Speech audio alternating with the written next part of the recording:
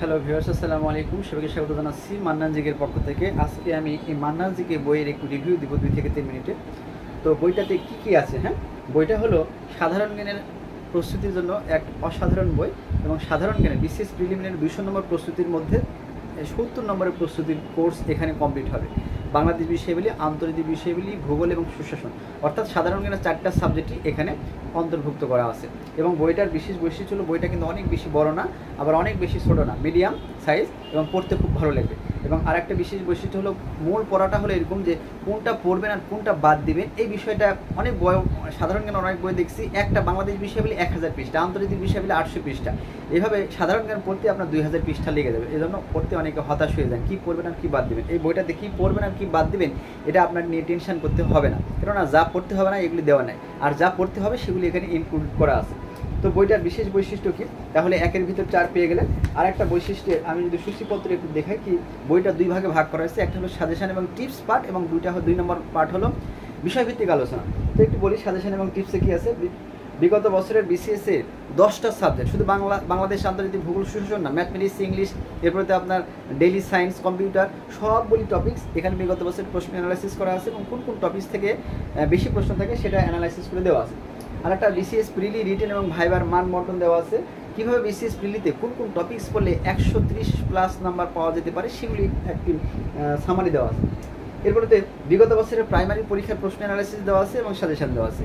নিবন্ধনের বিগত বছরের প্রশ্নের আরেকটা হলো প্রাইমারিতে কীভাবে 60 নাম্বার প্লাস নাম্বার পাবেন সেই কৌশল দেওয়া আছে, মানে কোন কোন টপিক্স পড়বেন। তারপরে নিবন্ধন পরীক্ষার প্রশ্ন অ্যানালাইসিস এবং সাজেশন দেওয়া আছে সকল সাবজেক্টের। আর নিবন্ধন পরীক্ষার 60+5 নাম্বার প্লাস নাম্বার পাওয়ার জন্য কোন কোন টপিক্স পড়বেন সেটি বলে দেওয়া আছে।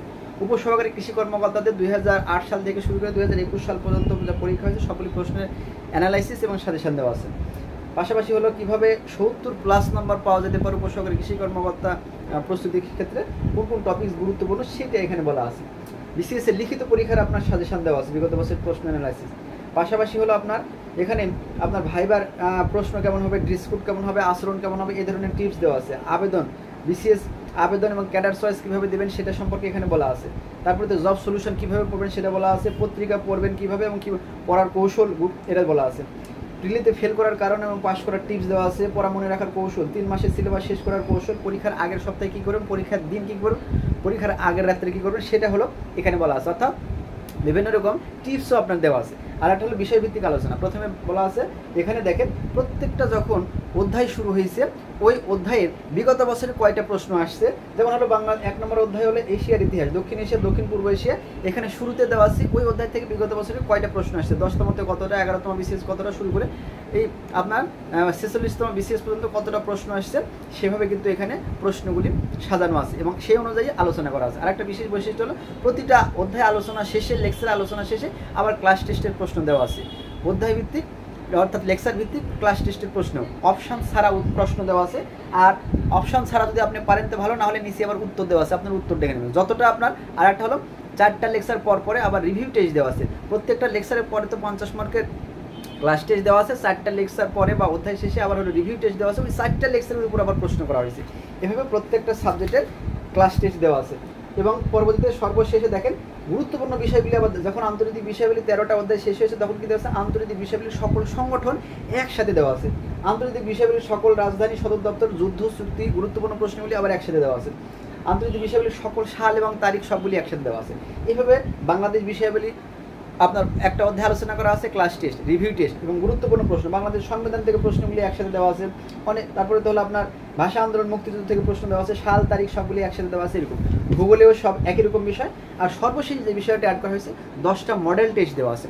প্রথম আপনার 4টা মডেল টেস্ট হলো বিষয়ভিত্তিক মডেল টেস্ট, অর্থাৎ বিগত বছরের বাংলাদেশ বিষয়াবলী যত প্রশ্ন ছিল তার উপরে প্রশ্নগুলি সব একসাথে দেওয়া আছে এবং তার উপরে মডেল টেস্ট নেওয়া আছে 100 নম্বরে।